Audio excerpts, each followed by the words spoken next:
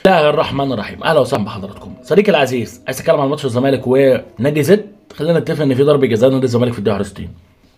ومبدئيا انا من الناس اللي هفضل دايما اقول ان التحكيم في مصر مش موجه. التحكيم في مصر بيغلط على الكل، الفار بيغلط على الكل. مش هقول لك ان التحكيم موجه لحد ضد حد، مفيش منه الكلام الحمضان ده.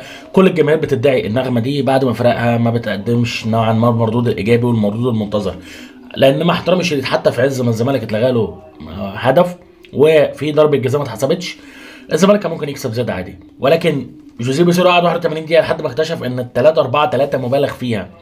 يعني 3-4-3 او ال 5-3-2 اللي بيلعب بيها المدير الفني نادي الزمالك مبالغ فيها نوعا ما، خصوصا وانت بتتكلم على حسام عبد المجيد وصلاح مصدق ومحمود حمدي الونش. لان حسام عبد المجيد مش هيعمل معاك ادوار هجوميه على الطرف، ولا صلاح مصدق يعمل معاك ادوار هجوميه على الطرف. فبالتالي ده مش هيروح على الطرف يخلي عمر جابر يخش العمق، وده مش هيروح على الطرف يخلي محمود بن تايك يضم العمق. انت يبقى عندك 3 مرتكزين تحت في كل هجمه. لا كتير كتير بصراحه، كتير.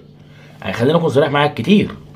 فكره بنتايك ومصطفى شلبي انت بتحاول تامنهم بلاعب زي حسام عبد المجيد، تمام. ولكن تاني وتالت ورابع فكره كابتن مصطفى شلبي ومحمود بنتايك هي بتبقى غريبه، لان محمود بنتايك هو اللي بيخش العمق اكتر من الجناح.